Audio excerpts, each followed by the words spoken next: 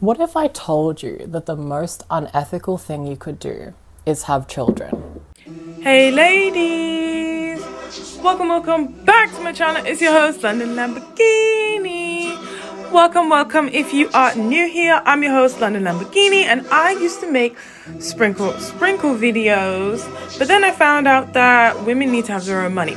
So then I started making career videos, and after the new trophy wife incident, I started making decent men videos. In today's video, what if having kids isn't the ultimate goal, but the ultimate mistake?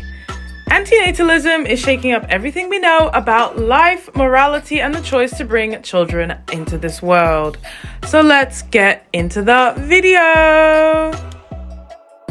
What if I told you that the most unethical thing you could do is have children? Well, maybe not, but there is a philosophical justification for why our generation are increasingly choosing not to have kids.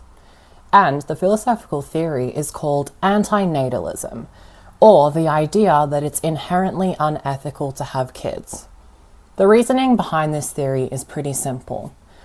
When you're in the womb, you cannot consent to being born, and you cannot consent to being brought into a world, especially that is now facing, genocide, climate change, discrimination. You can't choose the family you're born into, you can't choose the body you're born into, you can't choose the socio and economic issues that you might face just through the family that you were born into and the place you were born into. You can't choose any of that. 99% of your struggles in your life are going to be determined by how and where and when you were born, and your parents decide all of that for you. Our generation are increasingly realizing that saying that you want to have kids, or you're ready for a family, or you want to have a big family, none of those are actually sufficient reasons for bringing another human being into this world. A human being that never had a say in whether or not they were brought here, and a human being that is not going to have a say about any of the issues they face as a result of being brought up by you and your family and wherever you live. So yeah, antinatalism is a very strict theory, and it argues that, no matter what you do to try to mitigate the effects and the consequences of bringing this child into the world in a non-consensual way, it's still inherently unethical to make that decision. What do you guys think? Do you think it's ethical to purchase animals knowing you cannot commit to caring for them for their entire lives? Do you think it's ethical to have children knowing you can't commit to caring for them for their entire lives? The answer is no. No to both. Any world where a person has to do things that they don't want to do in order to survive, and where survival is a must, is not worth bringing a child into if you can't get their consent. Simple. But I want to know, what are your top 3 reasons for remaining child-free? I have just one reason, and that is that I could not bear being the one responsible for my child suffering by bringing them here. Because everything they would ever suffer in their lifetime would be my fault, because I brought them into a world that I know is unsafe, that I know is full of suffering and pain. And I chose to do that while being completely aware of it. And yeah, I could not do that. I love kids, wanted them. I grieved and mourned the loss of never having them. For years, actually, I used to cry every day. And then I kind of came to peace with my decision. And as a very extremely aware and empathetic person who sees all the injustices in the world and feels them deeply, and every day as shit just gets worse and worse, which I knew it would, which was why I refused to have a child, I take so much comfort in knowing that as I'm suffering, because being in this world is pain for me too. watching children die and suffer in other places and in places where I live as well, is so painful. And I feel it so deeply. And the only comfort that I repeatedly kind of as my, like the way that I repeat it to myself as a mantra almost, is that I'm not going to do this to someone else. I will never, ever be responsible for this experience happening to someone else. And like I said, even if they don't experience suffering, which they will, because there's no way that anyone can protect their child from it. Even if they don't experience the suffering firsthand, witnessing it is traumatic. Like, I feel so much pain and suffering from witnessing things, and then the things that I actually experience as well.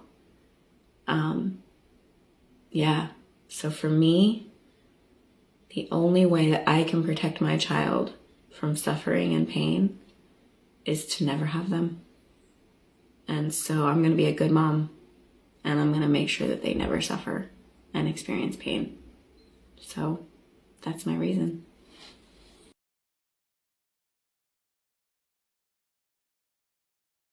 I really love her videos because, like, as I'm an anti-natalist, I claim it. I'm not an anti-natalist in the sense that I would ever like try to stop anybody else from having kids, but I'm an anti-natalist in the sense that I don't see the purpose in it. I don't plan on having any kids. Like, the bloodline ends here. But it's just interesting because I've been into like anti-natalist theories for a while, and that led me to looking into the Buddhist religion. So the thing about the Buddhist religion is, like, the first story is that the prophet, he stumbles upon a dead man, and he's like, yo, what is this about? Why is he not alive? And somebody tells him, like, he's dead. This is what's gonna happen to everybody, including you. And the prophet is like, nah, that's crazy. Like, what do you mean? I have to get to the bottom of this. I have to know why this happens. So he starts to meditate, and in his meditation, he meditated for like hundreds of days or years, I think. I forgot the story entirely. But he turns to bones because he's not eating, he's not nourishing himself. He's literally just meditating, trying to get to the bottom of life and death. So death comes to him while he's meditating, and it's like, yo, bro, go get you some food for me, go get you some water, go have some kids, go get some cattle. Like, don't even worry about death. That's just none of your business, okay? And he's like, no, I'm gonna figure this out. And he continues to meditate anyways, and eventually he dies.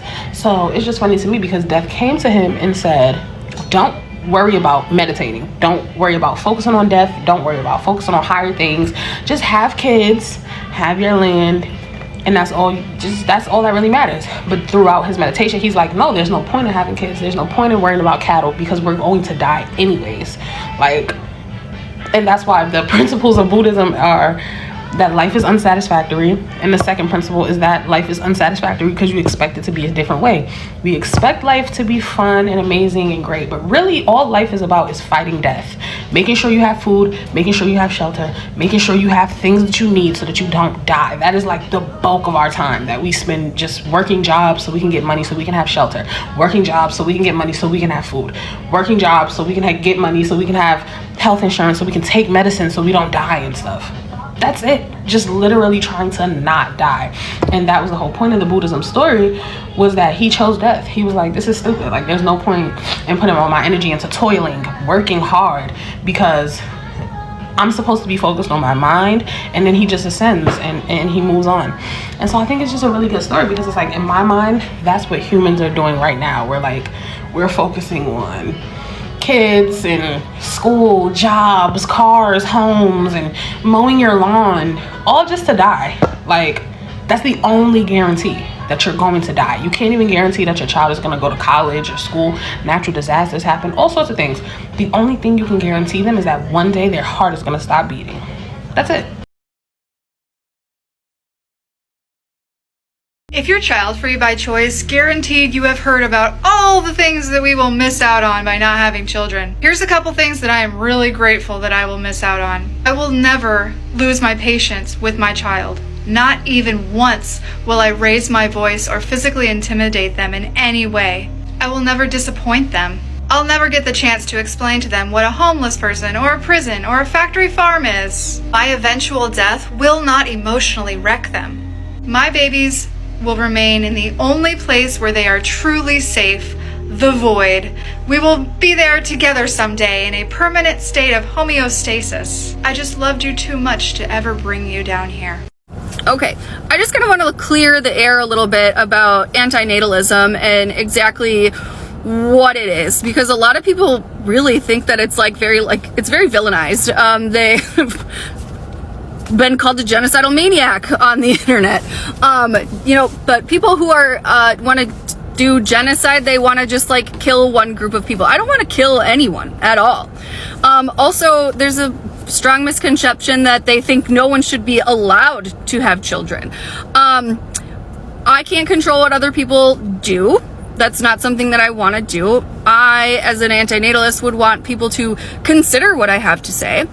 And so essentially what antinatalism is it's a wanting to minimize suffering for people, right? We currently live in a world where there is war. Think about what happened in Russia and Ukraine. That's absolutely fucking crazy and horrific.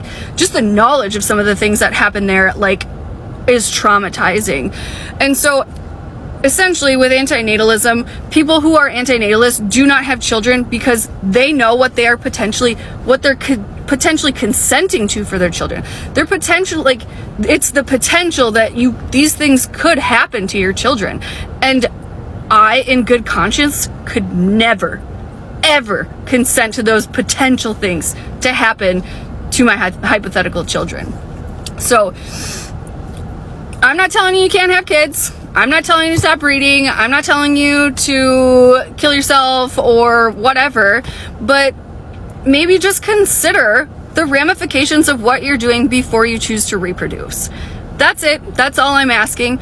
Also too, if we did live in a perfect little utopia where there was no pain and suffering, do I still think that it would be unethical to have children? No, I don't. So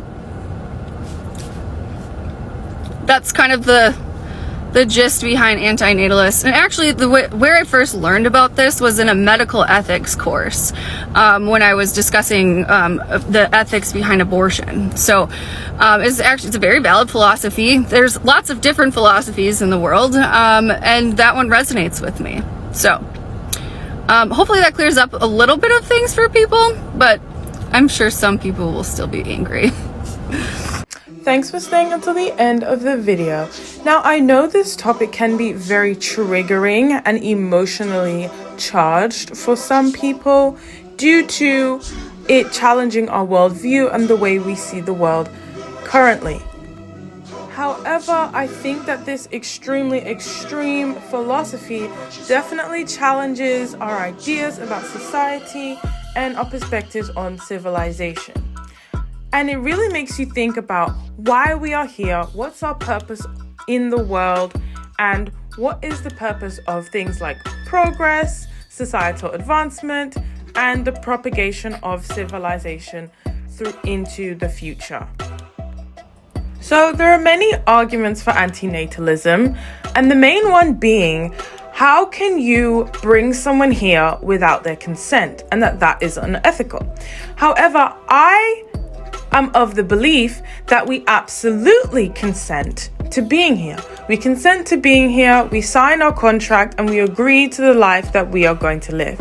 However, during the signing of the contract, I definitely believe that things are omitted, things are hidden, we don't read the fine print, and we are not aware of all the different moving parts that are involved with coming to Earth. Think about it like this.